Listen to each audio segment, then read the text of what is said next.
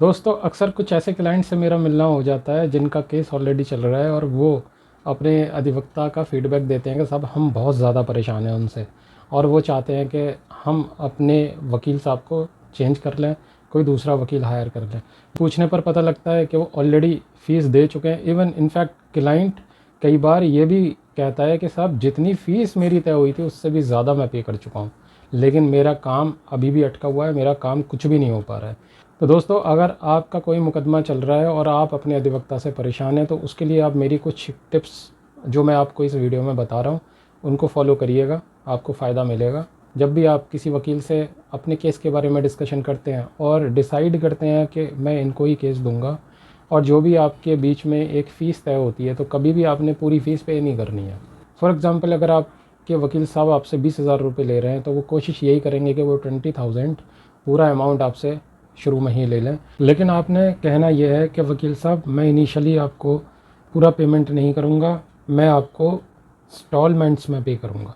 तो अक्सर वकील साहब जो हैं वो मान जाते हैं और कहते हैं कि ठीक है भाई तो इंस्टॉलमेंट में पे कर देना, मुझे 2 या 3 बार में तुम पूरा अमाउंट पे कर देना। तो अब होता ये है कि इनिशियली आपने 5, 7, 8 हज़ार रुपये या 10,000 रुपये उनको पे कर दिए, तो अब आपकी तारीख जो नेक्स्ट लगेगी वो 15-20 दिन या महीने, हद से हद महीने की तारीख आपकी लगेगी। तो वो ये एक्सपेक्ट करेंगे कि दूसरा इंस्टॉलमेंट आप नेक्स्ट डेट में ही उनको दे दो। तो इस तरीके से होगा क्या कि 3-4 तारीख में ही उनको फुल पेमेंट उनका मिल जाएगा और उनका एक एहसान भी आपके ऊपर हो जाएगा कि यार मैंने तो वन टाइम में तुमसे पेमेंट लिया नहीं है, मैंने तो इंस्टॉलमेंट में तुम्हारा पेमेंट लिया है। तो आप फिर वहाँ पे जल्दबाजी नहीं कर सकते उनके साथ। अब आपका पेमेंट पूरा उनके पास 3-4 तारीखों में चला गया या आपने पहले ही सारा पेमेंट दे दिया, तो कुछ डेट्स के बाद यानी कि जो आपने पेमेंट किया है, जो आपने इंस्टॉलमेंट दिया है, उसकी कुछ डेट के बाद उनकी एक्सपेक्टेशन ये होगी कि आप हर तारीख पे भी उनको पैसा दो। हो सकता है वो आपसे खुलकर ना बोलें, लेकिन अगर आप बाकी तारीखों पे भी पैसा नहीं देते और ये सोचते हो कि जो हमारे बीच में तय हुआ था वो मैं ऑलरेडी पे कर चुका हूँ, मुझे 1 रुपया देने की कोई ज़रूरत नहीं है, तो वो वकील साहब या तो आपके काम को लटकाएंगे, उसमें डिले करेंगे, आपकी तारीखों में नहीं जाएंगे, आपके कागज़ नहीं बनाएंगे, आर्गुमेंट ठीक से नहीं करेंगे, और बहुत सारी टेक्निक्स उनके पास होती हैं, या फिर बिना कुछ किए डेट पे डेट लेंगे। तो सबसे पहली बात तो आपने यही याद रखनी है कि कभी भी वन टाइम में आपने पेमेंट नहीं करना है, ठीक। दूसरी चीज़ आपने ये याद रखनी है कि जो आप फर्स्ट इंस्टॉलमेंट यानी कि फ़र्स्ट पेमेंट उनको दोगे तो ऑब्वियस सी बात है मुकदमा शुरू होने से पहले आपको पहला पेमेंट तो देना होगा। फॉर एग्ज़ाम्पल 20,000 तय हुए तो आपने 7,000 उनको दे दिया, अब आप उनको वहीं क्लियर कर दीजिएगा वो फर्स्ट इंस्टॉलमेंट देने से पहले कि साहब मैं इंस्टॉलमेंट में तो दूंगा, लेकिन नेक्स्ट इंस्टॉलमेंट मैं आपको 4 महीने बाद दूंगा, मैं अभी नहीं दूंगा दे पाऊंगा।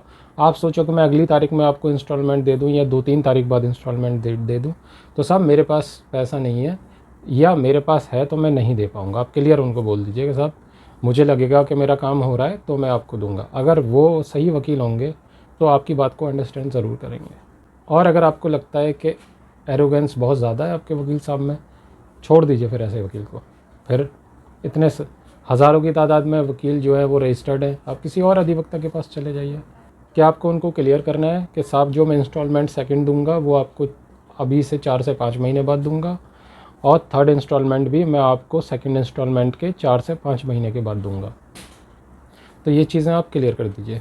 और तीसरी चीज़ आपने क्लैरिफिकेशन देना है कि साहब ये जो हमारे बीच में पेमेंट तय हुआ है, क्या इसके अलावा जो तारीखें रहेंगी उस पर भी मुझे कुछ पे करना है? तो अक्सर सामने से वकील साहब कहेंगे नहीं उस पर पे करने की ज़रूरत नहीं है, वो हम देख लेंगे। तुम्हें कोर्ट में भी कुछ पे करने की, पेशकार को कुछ देने की ज़रूरत नहीं है, वहाँ भी कोई खर्चा होगा वो भी हम देख लेंगे। ये सब झूठ बातें होती। जो भी कोर्ट के अंदर 1 रुपया भी अगर खर्च होता है तो वकील आपसे ही दिलवाता है। कोर्ट में अगर पेशकार साहब को पेमेंट देना है तो वकील साहब आपसे पेमेंट करवाएंगे। अगर कोई कागज़ तैयार करना है तो भी वकील साहब आपसे पेमेंट करवाएंगे। अगर आर्ग्यूमेंट करना है तो सरकारी वकील के नाम पर आपसे पेमेंट करवाया जाएगा। तो आपसे बहुत सारी जगह पेमेंट कराया जाता है। तो इस चीज़ को आपने याद रखना है। मैंने आपको 3 चीज़ें बता दी, राइट। ये सोच कर ही रखना है कि भाई तारीखों पे में मुझे 100, 200, 500 रुपये अपने वकील साहब को देने हैं, ठीक।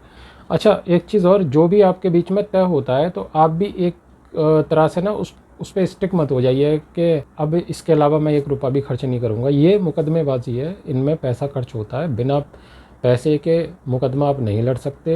एक कहावत है कि कोर्ट की ईंट ईंट पैसा मांगती है, यानी कि कोर्ट में कोई भी काम बिना पैसे के नहीं होता है।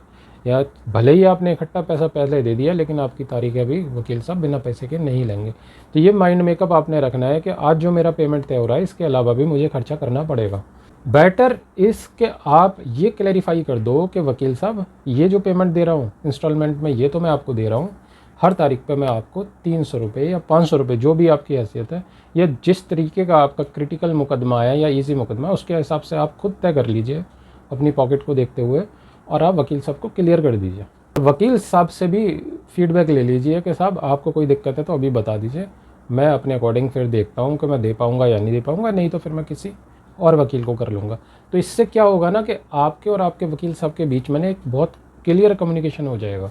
क्योंकि वकील और क्लाइंट के बीच में जितने भी मैटर ख़राब होते हैं, जितनी भी बातें ख़राब होती हैं ना, उसका सबसे बड़ा रीज़न पैसा होता है।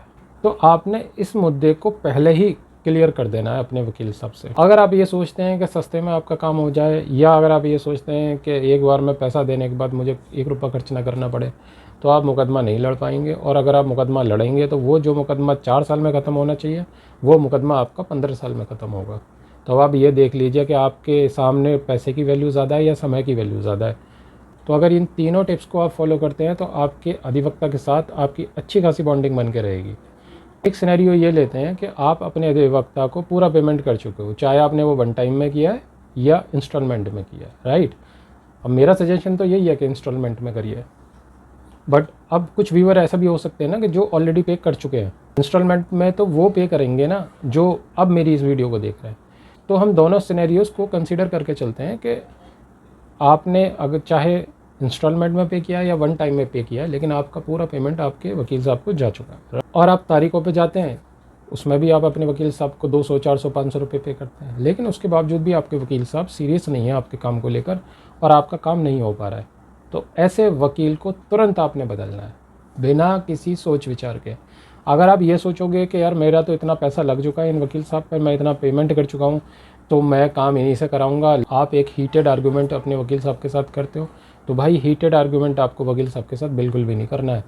भले ही आपका पैसा चला गया, आप समझो कि आपके पैसे में आग लग गई, लेकिन आपने हीटेड आर्गूमेंट अपने वकील साहब के साथ नहीं करना है, वरना वकील साहब आपका मुकदमा ख़राब भी कर सकते हैं। और मुकदमा ख़राब होने के बाद आपको कितना बड़ा हैज़ल फेस करना पड़ेगा, ये आप आइडिया नहीं लगा सकते। आपने अपनी बात जो रखनी है अपने वकील साहब के सामने, वो बहुत प्यार से रखनी है। उनसे कहिए कि वकील साहब, पूरा पेमेंट मैं कर चुका हूँ, तारीखों पर भी आपको देता हूँ, लेकिन मेरा काम नहीं हो पा रहा है, तो आप प्लीज़ मेरे काम को जल्दी कर दीजिए। कुछ तारीखें आप देखिए, अगर आपको लगता है कि आपकी बात करने से आपके वकील पर कुछ फ़र्क पड़ा, वेल एंड गुड, और अगर फ़र्क नहीं पड़ता है तो आप कोई दूसरा अधिवक्ता देखिए और उनसे आप अपना काम करवाइए। तो ये 4 टिप्स जो मैंने आपको दिए हैं, आप अगर इनको प्रॉपरली फॉलो करोगे तो आपको अपने मुकदमे में अपने वकील साहब को लेकर कोई प्रॉब्लम नहीं होने वाली। और अगर आप अपने मन से चलोगे, दूसरी टेक्निक से चलोगे, तो आपको अपने ही वकील से बहुत सारी प्रॉब्लम्स फेस करनी पड़ सकती हैं। तो डिसीज़न इज़ टोटली योर्स। दोस्तों, अगर आपका कोई भी सवाल है तो कमेंट बॉक्स में कमेंट करके आप मुझसे बेझिझक पूछ सकते हैं। मिलते हैं फिर नेक्स्ट वीडियो में, तब तक के लिए बाय।